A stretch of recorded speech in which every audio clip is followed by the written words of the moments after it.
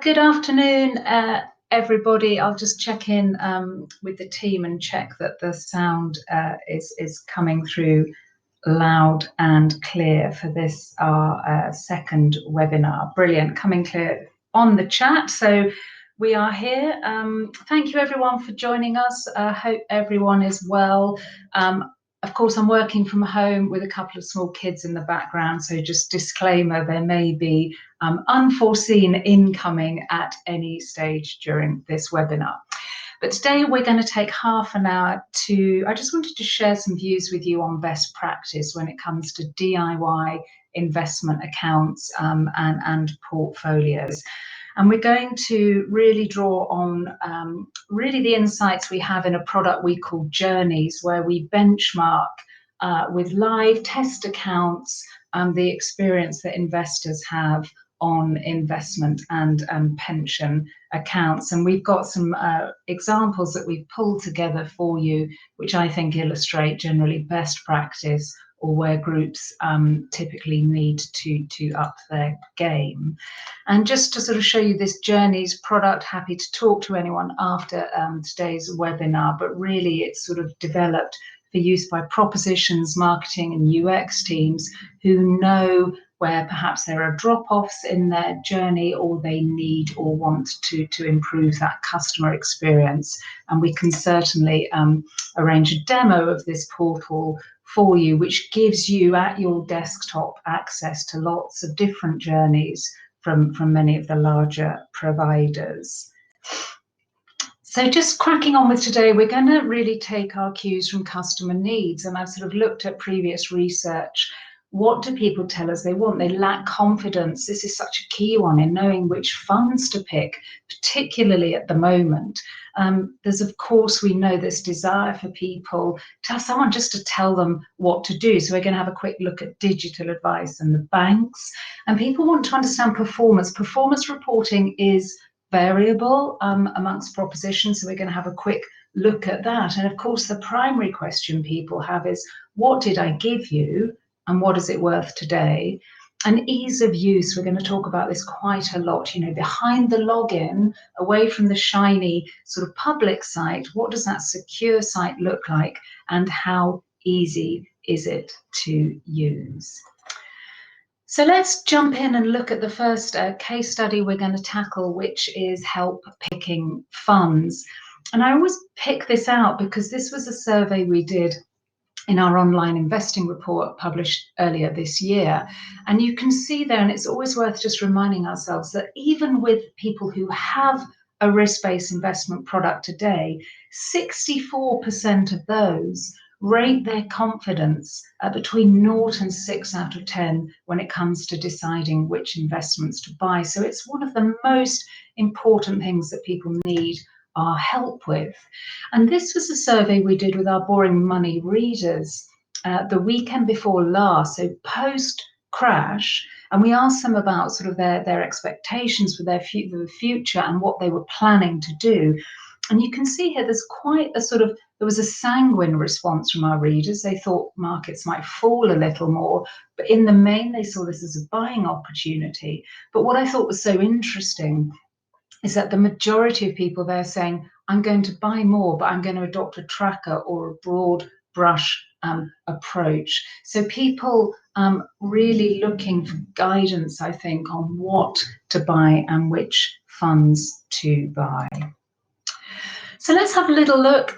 Best buy lists, of course, are controversial. We saw that last year, but they are needed. People may have had their faith in them rocked, but my goodness, they still need help with filtering funds. And I've pulled up the controversial Hargreaves Wealth 50 here, about 5 funds there in the Asia sector that you can see. And that's about the right amount for people. People still don't like it when there's these best buy lists that leave them with lists of 20 or 30 funds. So that's a really sort of key part of the investor experience.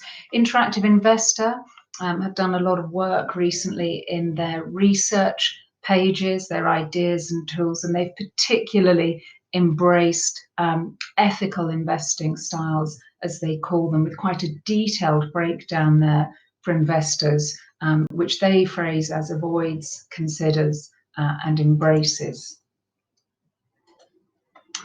Best Invest is, I think it's sort of worth a look. They're quite easy. I think they've done quite a nice job in breaking funds down into particular market sectors and then allowing potential investors to filter those funds. And they give you the salient information and make it quite easy to walk through from an initial browse of the site into more detailed information about the funds. So there's some nice learnings there.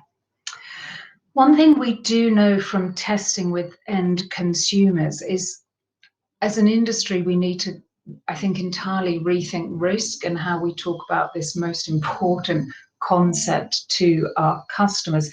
On the left here, you can see from Hargreaves Lansdown, choose your portfolio style, but they've given it names like adventurous and conservative, which doesn't really hit the mark with end investors who don't really know what we mean when we label things with these adjectives.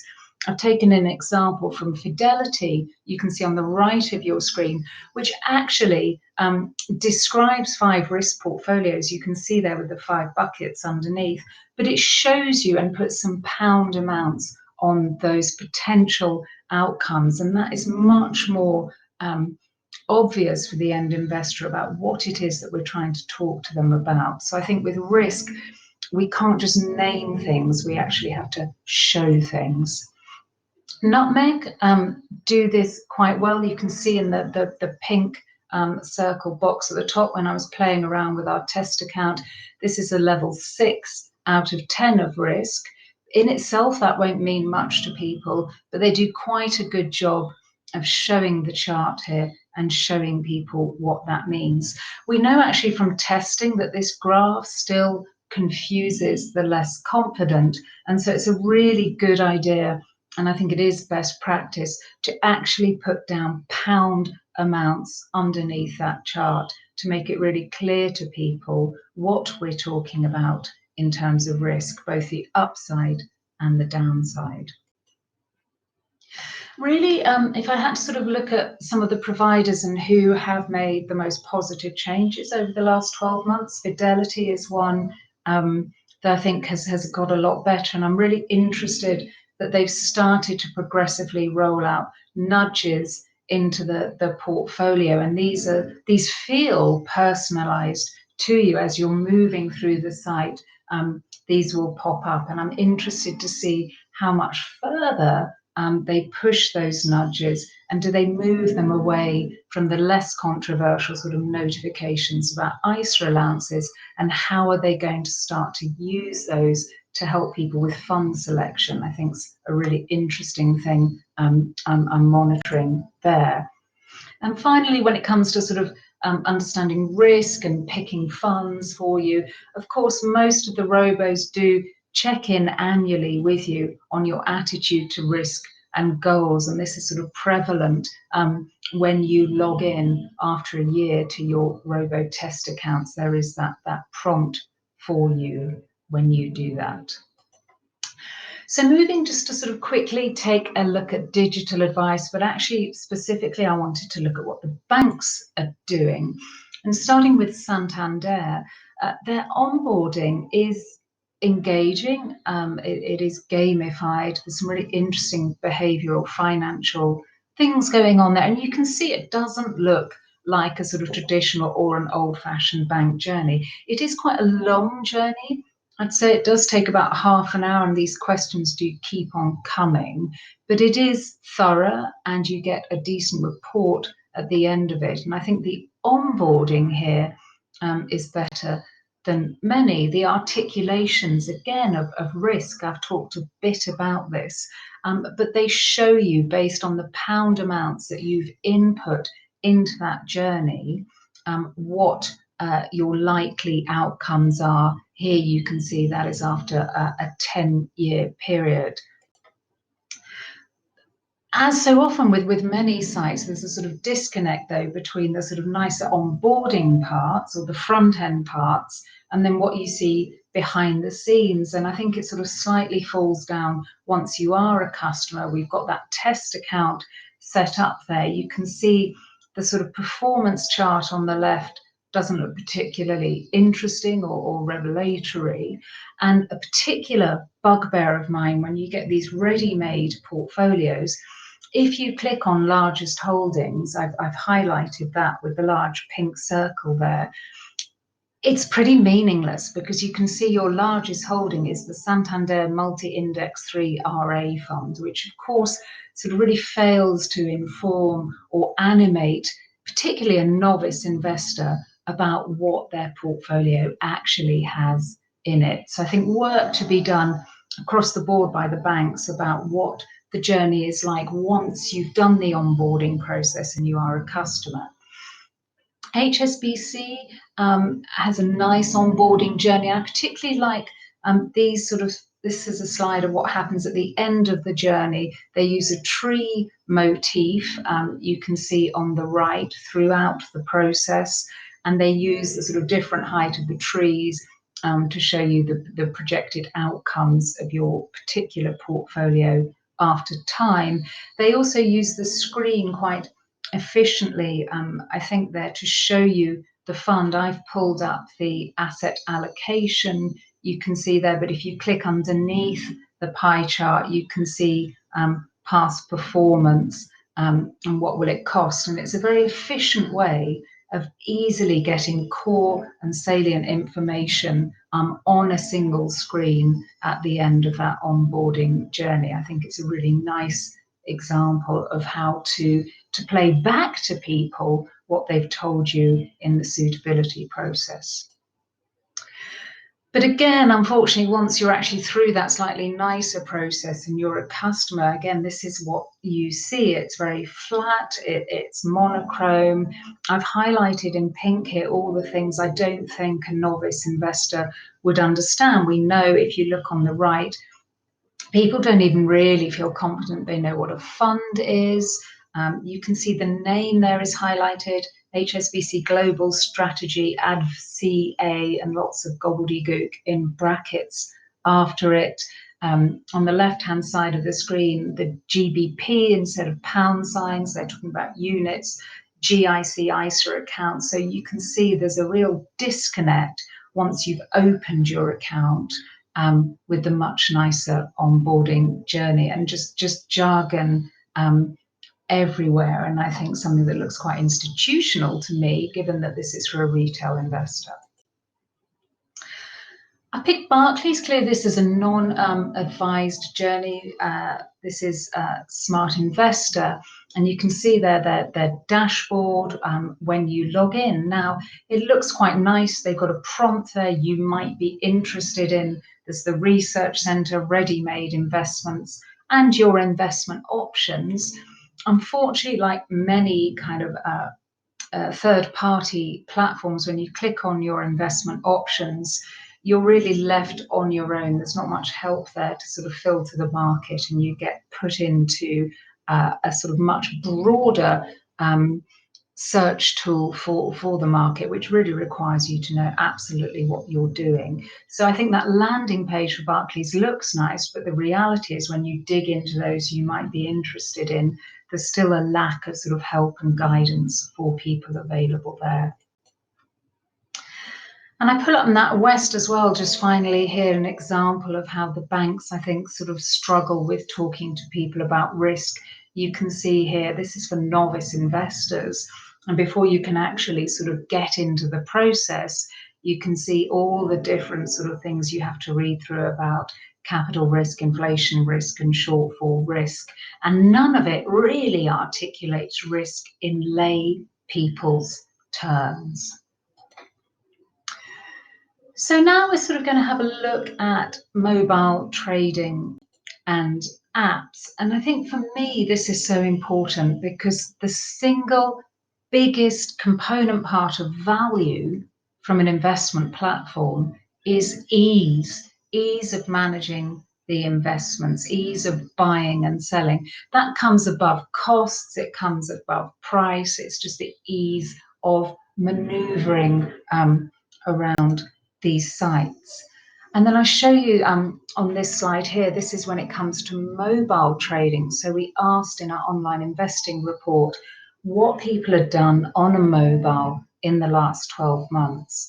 And you can see that of people with an ISA, that's shown by the green bars, the ISA holders, of people who had traded over the last 12 months, 18% had done that on a mobile. And that's sort of really jumped, even in the last sort of 12 months, certainly over the last 3 years, this trend towards people doing more and more on a mobile. So it's increasingly important for us when we're testing accounts to get the app where it's available or to look at the experience on a mobile. Some apps that really sort of stand out for me, the AJ Bell Uinvest app has got so much better over the last year or so. It's clean and it's simple and it's very easy to navigate, and you feel quite confident when you're using it that you know exactly what you're doing. It's a very sort of intuitive process to follow. It's one of my favorites. Charles Stanley's app is good, it's decent, and it's functional. It's perhaps a bit busier. If I just sort of do a compare and a contrast, it's much visually clearer with AJ Bell. Even the sort of colors that they've used for the buying and the selling, what you're doing, it's a little bit more complicated here and slightly harder to navigate your way around. Free Trade is a really nice app. I think it's a clear example of a mobile first journey. I set up my test account with Just Eat, not because I particularly thought that was a marvelous stock, but I only had £10 in my test account, so that was the only one I could afford. It's actually done quite well, relatively speaking, of late, but you can see there it's a simple buy journey. There's not a great deal of information there, but it's incredibly easy and intuitive to follow and set up.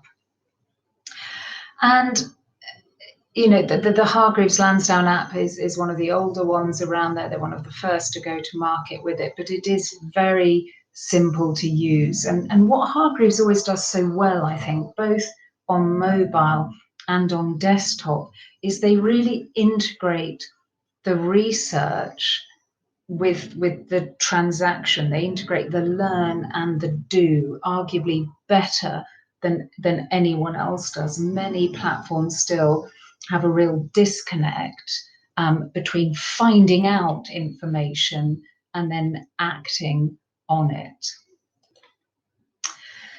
So moving to look at, thank you to Jamie for this picture of dashboards. Must be your car, Jamie. We're going to look at the dashboards of providers. And I always really pick out Wealthify's here because it's engaging, it has some key information, it's not too overwhelming. And I also think these guys have listened to what people want to know. People want to know, if you think back to when we kicked off this webinar, what did I give you and how much have I got left today? And they're really clear here on the sort of login page. You can see there that the plan growth in this test account has been £25.07, translated into a smaller number sort of next to it in percentage term. But it gives you very quickly that sort of overview of how your portfolio is performing. Money Farm as well also leads with net contributions. You can see on the left hand side of the screen and the total market value. So what's it worth today? And you'll see that they also weave in relevant content and news stories on the dashboard, on the landing page as well. Just a bit of a sort of observation here about some jargon. You can see in the portfolio breakdown, that pie chart there on the right, excuse me, this is something that's very hard to sort of tackle, but we know for novice investors, when we've actually tested this very specific pie chart, the only asset class in there that people actually understand is cash. They don't understand equity. They don't really feel confident they know what emerging markets are. People might think they understand bonds, but they don't. They think they're thinking about premium bonds often, not fixed income investments, and developed markets, government bonds. So I think it's really important, if you're targeting the less confident investor, that you don't just put this terminology in without a very clear explanation or a link to what it actually means. I like the dashboard of Nutmeg. They've gone down a slightly more complicated route than, say, a Wealthify. They've got more information on there. But I do think it's quite interesting. They've really gone quite hard on the socially responsible investment line. And so now, as a matter of course, they've split how they articulate portfolios into, as you can see on the left, what this pot is doing for you. That's how they articulate the performance, and what this pot is doing for the world. And you can see there on that slider, they map every portfolio they have against ESG criteria, and they tell you how your particular portfolio is doing for the world, and gives you an option to map the SRI portfolio option they have against the traditional one, which I think is really nice. And just a sort of summary, sort of final point on this. I mean, the robos, you can see True Potentials landing page there on the left, and IG on the right. But I do think for the investment platforms, of course, with third-party funds, it's a much harder job to tackle, but the dashboards across the board for the robos are so much better and so much more engaging than the investment platforms, which can look very sort of dry and uninspiring in comparison. So one of the final sort of case studies we're going to look at now is how you look at performance and work out your portfolio valuation. And this is really the sort of key information that investors want to know, is how are things done. It is over quite a short time frame, normally over the last 12 months, and how investments or funds have done compared to similar funds. So how easy do platforms make it for people to find out this information? I think it is really clear to see on the platforms, those that have come from a stockbroking background. This is the dashboard for Charles Stanley when you log into the account, and you can just see there the sort of comparison with some of the robo dashboards. It's much harder to work out how your portfolio has actually done and what things are worth today. Again, interactive investor here. The information is all there if you dig, but it's a cluttered page. There's a lot of information on there, and it's arguably missing I think a level that is higher up, which is summarizing for an investor what is in their account. Best Invest, I sort of pull this out. I mean, there's a lot of information on there, but in the analysis tab, for example, the performance page is highly confusing, and I've looked at this a few times now. I'm not really sure I've got the energy to work out what it's really telling me. I think this could be done in a much more user-friendly and a much more efficient way. And a test account I have with BMO there as well. I think there's less information here. There's less sort of guidance and help for investors. It's very sort of bare bones what it tells you, and it's much harder to try and work out when you look at this page, what did I actually give you and what is it worth today? You have to sort of really do a lot more digging to try and work out what's going on here. And generally across the board, I think DIY accounts from asset managers need work and some TLC. I'm going to leave you just in the final sort of few minutes with some ideas or just little snippets I like. I've mentioned the nudges from Fidelity there, and also the feedback. I mean, that really is baked into the site every time you do something. It's a bit like going through security at an airport, and you get asked to sort of rate your experience and to give them sort of feedback there. But I think these nudges are certainly something I'm really interested to see how they evolve. Moneybox, I do like their sort of forecasting tool, when you can see there, if you pay in weekly an extra £10, what that might mean for the value of your portfolio. There's some really sort of nice touches there. Fees and charges, we haven't really talked about how those are shown and articulated, but I do think it's really helpful to have a slider and to actually allow people to see in a concrete, sort of easy manner how much the fees and charges for an account will be. I'm not sure about citing them on a weekly basis. To me, it's easier for a comparison point of view if we keep to articulating those on an annual basis, but definitely having something that plays it back to people in a pound amount is really key. And this all goes to building trust as well. And finally, PensionBee, they do make the onboarding process super simple, and it feels kind of modern. I mean, the fact that you're asked to actually sign in a pension account opening process online, I mean, for me was breathtaking. I clearly didn't write Mickey Mouse. That was just for sort of testing purposes. But the onboarding journey in general on PensionBee is terrific. They're also very good at disclosing charges and articulating those in pound amounts. I don't think you need to be logged in as a client to actually see that. So it's worth looking at how they deal with fee disclosure.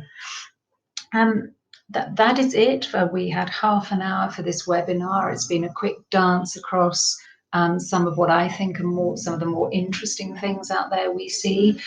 Do come and talk to us about the Journeys product. It's being used currently by UX teams who are building new propositions. It's being used by marketing and proposition teams who are trying to enhance their front-end processes in particular.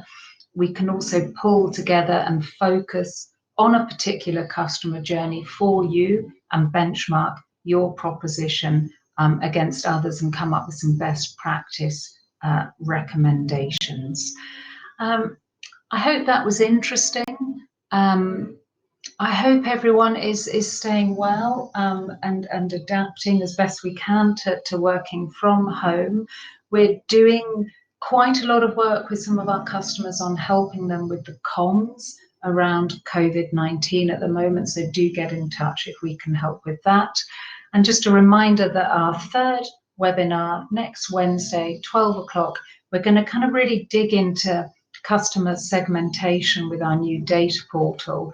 We're drawing on multiple data sources from that and a particularly recent survey we did with 6,000 UK adults, which means that bigger sample size means we really can dig into any segment. So if there's anything you're particularly interested in and you'd like to set us a bit of homework in advance of that webinar, then please do get in touch with us. That's it for now. Over and out for another week. Stay safe, everyone. Stay sane. And I'm now going to go and turn the telly off and tell my children that they're allowed to resume shouting. Thank you very much.